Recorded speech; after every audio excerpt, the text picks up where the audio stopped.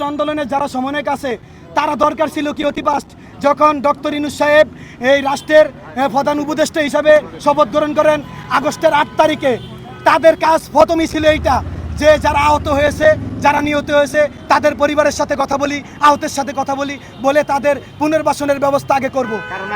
এই রাষ্ট্র তারা রাষ্ট্র সংস্কার করবে, তারা রাষ্ট্র সংস্কার করবে।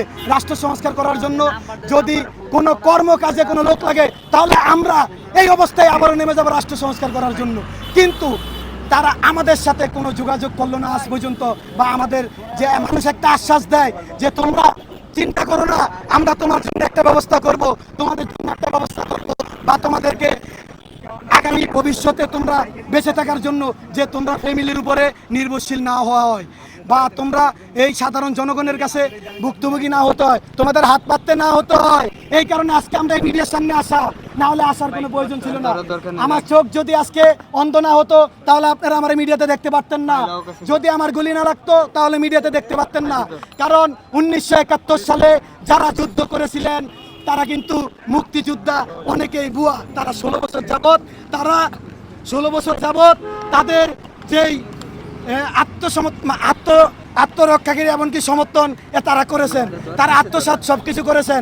আমি তাদের উদ্দেশ্যে বলতে চাই, গভর্নমেন্টের উদ্দেশ্যে বলতে চাই, যারা ভুয়া মুক্তিযোদ্ধা তাদেরকে আইনের আওতায় আনা হোক।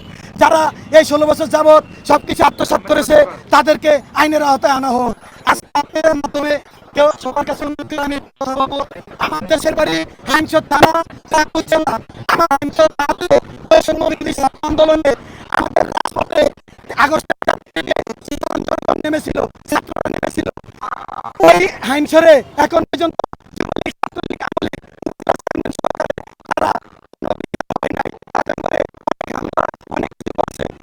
বিচার চাই আমি। আর আমার জি বলেন, বুঝি নাই।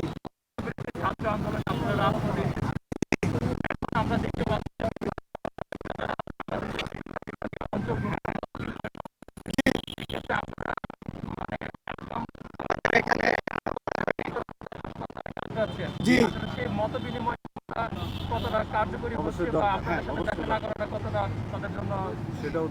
জি, আপনি যে প্রশ্নটা করছেন আমি ওনারটাকে জবাব দিই।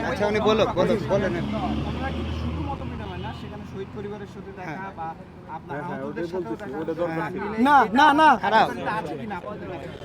আপনারা যে প্রশ্নটা করছেন এই প্রশ্নটা আমিও করতাম, বাট মনে করে দিয়েছেন, ধন্যবাদ। বৈষম্য বিরোধী ছাত্র আন্দোলনের সমন্বয়ক যারা জেলা পর্যায়ে বা কেন্দ্রীয় পর্যায়ে প্রোগ্রামগুলো দিছে, আমাদের হাসপাতালে ঘুমিয়ে থেকে আমাদের চিন্তাধারা ছিল কি হয়তোবা প্রতিটি জেলায় একটা কমিটি হবে, আমাদেরকে ডাকবে। যেমন আমি চাঁদপুর জেলা, আমাকে ডাকা তার উচিত ছিল। যেমন ওই ফরিদপুরের, ওই ময়মনসিংহের, ওই রাজশাহীর, ওই বগুড়ার, ওই রংপুরের, তাদেরকে ডাকা উচিত ছিল। তাদের পরিবারের ডাকার উচিত ছিল, বা আমরা ডাকাতে যদি আমরা অসুস্থ এসে বলার উচিত ছিল যে আমরা, তোমরা যারা আহত এখন হয়ে আসো হাসপাতালে, আমরা তো প্রতিটি জেলায় কমিটি দেব, তোমরা আহত অবস্থায় আসো, তোমাদের সাথে আমরা কথা বলবো, এই কমিটিতে তোমাদেরকেও রাখবো, বা এমনকি তোমাদের পরিবারের সাথে কথা বলবো। তারা এরকম কোনো মত বিনিময় আমাদের সাথে করে নাই, তারা তাদের মতো কমিটি চালিয়ে যাচ্ছে। ওই যে একটা কথাই আছে না, নেতারতে চামচা বড়, দানের চেয়ে বড় খই। এই দেশে গভর্নমেন্ট থেকে যদি চলে যায় তাহলে বিচার পাবো কই? এরকম হয়ে গেছে আমাদের অবস্থা, আমরা এখন কোথাও বিচার পাচ্ছি না। আমরা বলতে চাই গভর্নমেন্টের উদ্দেশ্যে, ডক্টর ইউনূস সাহেব, হ্যাঁ আমি তো শুরুতেই বললাম যে আমরা যতদিন বেঁচে থাকবো আল্লাহ আমাদেরকে যতদিন বাঁচিয়ে রাখবে, এতদিন পর্যন্ত হায়াত থাকাকালীন আমাদের পূর্ণ চিকিৎসা চলবে। এবং আমাদের চিকিৎসা নিয়ে যদি বাইরে কথা হয় যে আমরা সুস্থ হব বাইরে গেলে, তাহলে আমাদেরকে বাইরেও নিতে হবে। এটা আমাদের কাছে, তাদের কাছে আমাদের অনুরোধ। এই বলে আমি আমার কথা শেষ করলাম।